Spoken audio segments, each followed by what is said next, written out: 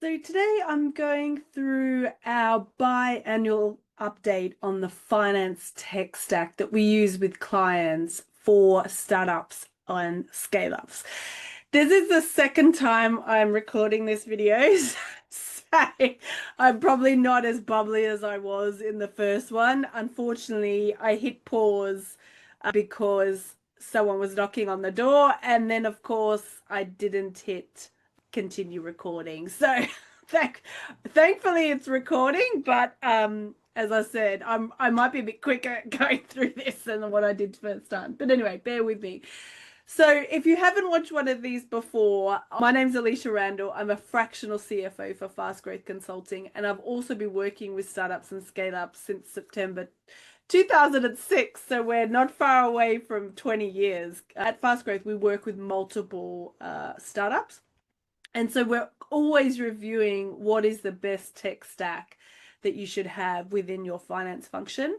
And what I do is I go through here what we currently are using with clients. What are we testing out? What do we recommend? I do this every 6 months just because the recommendations change. I do have a couple of changes this time round, and I'll go through those.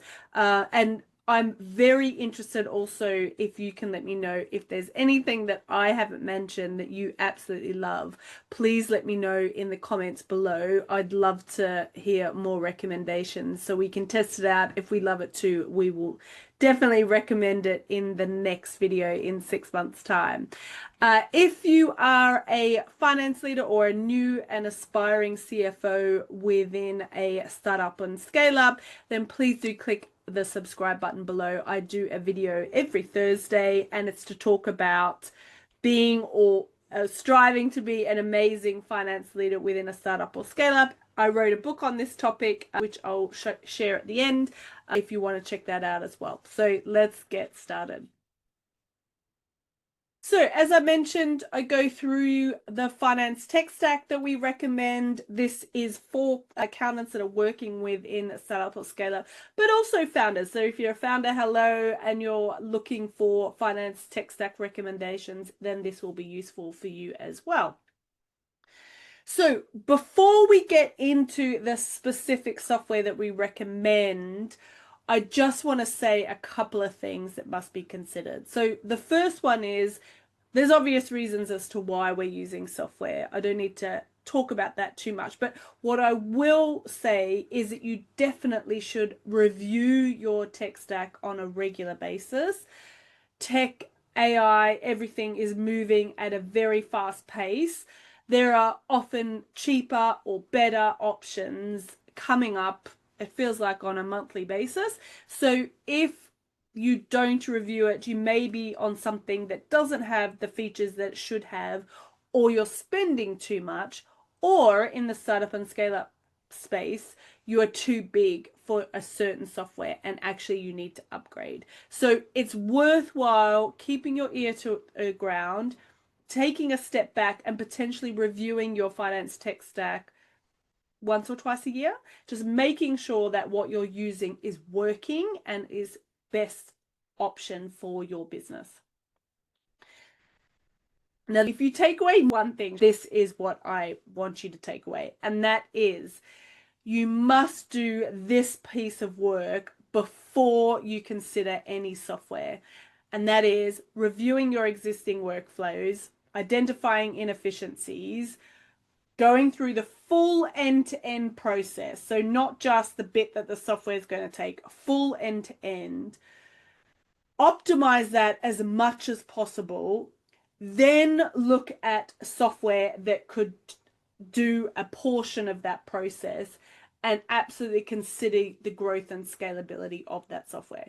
So the reason why I say this is because we have definitely, on more than one occasion, come in with a new client who have put in a piece of finance software, and yet it's completely fallen apart and is making their lives much more difficult than what it should. And the reason is because their workflow, their process is inefficient. They haven't fixed that first, and the software is just exacerbating that problem. So you really do need to fix the process first, then optimize it and automate it, not the other way around. Your software is not going to automate, it's not going to optimize a bad workflow and a bad process. It's just going to make it worse. So you must do this work first. I know it's not what you want me to tell you, because I'm the same. I just want to chuck a software at it, and just implement it straight away, thinking that it's going to fix the problem. It's not. You have to do this boring piece of work first. And if you do, then the success that the software implementation will meet your expectations is much higher than if you ignore this step. So please, please, please do these steps first before you start implementing software. Okay, so software. What are the things that I recommend? So the first one is the general ledger and ERP. So I do talk about when to upgrade to an ERP in a separate video. I'll leave that link above if you want to check that out. But I would say most businesses start on a small general ledger. The most common one is Xero. Obviously, there's others like MYOB, QuickBooks. There's a plethora of other ones. I would say Xero's dominated this market. In the US, QuickBooks probably has, but I think Xero is better. QuickBooks is still fine. If you're on QuickBooks, don't stress, it's fine. But if particularly founders, if they need to choose, Xero would be the one I recommend. Or if you've come in and they're using some free software because their accountant recommended, just get them on Xero. Now, most businesses that we have worked with, if they do need to upgrade to an ERP, in general, we would be recommending NetSuite or UK Sage Intacct, depending on the business type. Now, and also its location. Now, we have recently taken on a client who is using Odoo. And I had never heard of Odoo before. It's not very big in the UK. It is very big in continental Europe and the US. So if you're watching outside the UK, you may already know of this. But Odoo is an incredibly inexpensive ERP. So this may be something you may want to consider, particularly if you have CRM feeding straight into your general ledger and invoices, if you have inventory, if you don't have a HR, and like your ERP, it has many, many, many modules to help run your business that are all interconnected. It's not just a general ledger. So, but the benefit is, it is for the basic NetSuite, it's about half the cost. It's based on the number of users. I think it's 35 euros per user plus the hosting element. So there are two considerations. So looking at that I think it's 45 euros per user on the hosting side. So what's that? 75 euros per user. That is nothing compared to NetSuite. So you may want to seriously consider Odoo. Hand up, we've only been using this system for a couple of months. So I can't hand on heart say it's foolproof, it's amazing, but I can say is so far I've been pretty impressed by the functionality, because we've obviously had people from Odoo take us through it a couple of times now. We haven't yet used too many of the modules just because our client uses hardly any of the modules and we're looking at how to optimize it. So probably in the next one that I do in 6 months' time, I'll be able to give an update on this. But if you are considering an ERP and are currently on a small program, don't forget Odoo to be on your list to check it out. It's a very interesting product. Okay, next one is accounts payable. Not too many changes on this one, actually. Dex and Approval Max we use with most of our clients in the UK. Moss is good if you want an all-in-one. So Moss is Dex, Approval Max plus virtual cards. It is much more expensive than those individually, so you wouldn't replace just Dex with Moss, for example. It's not cost effective.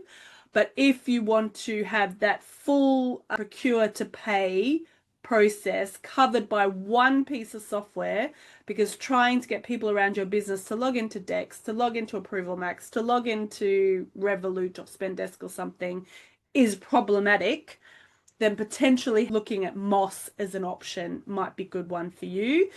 But otherwise, Dex and Approval Max is also just fine. Bills.com is my favorite for USA. I will say, caveat that with the US, I do only work with US subsidiaries, which are generally smaller than the top co. So not huge transactions, but then we are in the startup world. So maybe that's you too. Next up is accounts receivable. This one hasn't changed, largely because the clients that we are working with, these are the two products that we use. So Chaser for credit control and ChargeBee for SaaS billing. I would love to know if you recommend anyone else. So leave a comment below if there's anyone else that you prefer.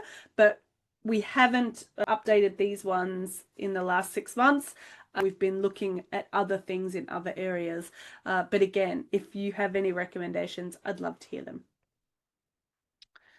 Next one is payroll and expenses. Only one change here. The first one is UK payroll. So we used to recommend BrightPay and got all of our clients working on BrightPay, but BrightPay have just increased their prices significantly.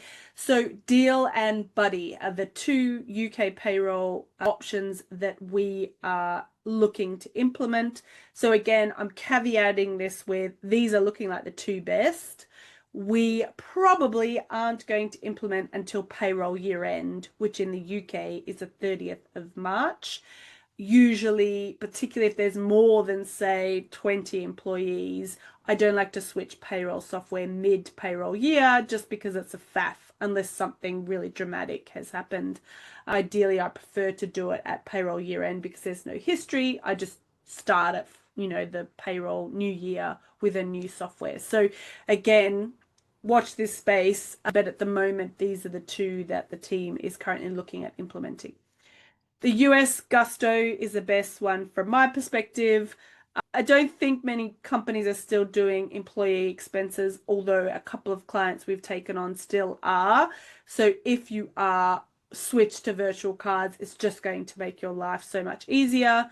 You can use virtual cards with your bank. So Revolut, for example, no doubt all the challenger banks, they all have virtual cards. They're very easy to use. Or you may want to look at something like Spendesk, Pleo, or Moss. Again, Moss we mentioned earlier as your procure to pay option, but they're three good options that you could potentially look at. In the US, we use Brex. Again, I'm only dealing with US subsidiaries, so if you have a US topco or a larger business, please do let me know if you have a better option in the US. So reporting and budgeting, only one small change with this one. So with all of our clients, we are using Fathom largely, although I know Spotlight's also quite good. Most of our clients, as I mentioned, are on Xero, so Fathom really works for us. We have templated the management accounts, board packs, investor packs, operational packs, reports going to the FCA, to the banks, to lenders. It's all in Fathom. We've templated all of it and we just click a button at month end. For budgeting, again, I'm still using Excel except for one item, which I mentioned it below. If you do have a budget, say £1,500 a month, then Mosaic and Casual could be interesting for you. Just on the reporting piece as well, Odoo obviously has reporting being an ERP, so actually quite excited about using that piece. And again, I'll let you know how that goes in the next update. With the cash forecast, though, we are currently testing Float. If you did watch our last update, you may notice there's a change there. We were testing something else. It just didn't quite work for us because it takes us a while to test things out because we don't just test it with one client, although Odoo we currently are. Instead, we test it with one. If we like it, we test with a couple. And then if we really love it, then we just implement it across the board. Fathom's a perfect example here. So we are currently testing Float. It's looking good. I'll let you know in 6 months if that's interesting. If you are looking for a cash forecasting tool, maybe add Float to your testing list. If you have one you absolutely love, you know what to do. Let me know in the comments below. No changes here. We did quite a detailed tender earlier this year. So I think for UK and European parent entities, Ledgy is my recommendation. For US parent entities, Carta is my recommendation. If you are looking to do a tender in the UK, give Carta a look. They actually were a very close second to Ledgy.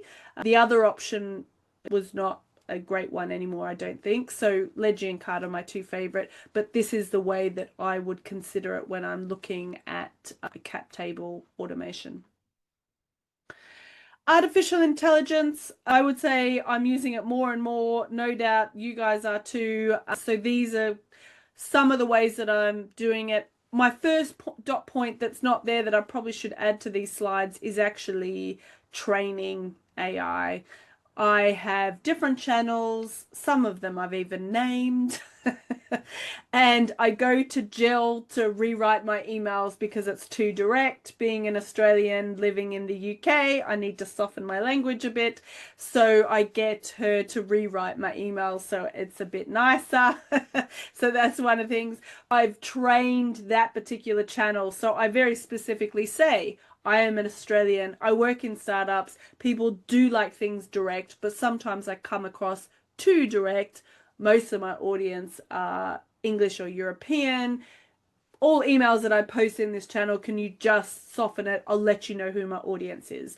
So maybe I've said something and I say, can you reword this for a board? Also, because I'm running at 1,000,000 miles an hour, I sometimes write things a bit too that my grammar's basically terrible.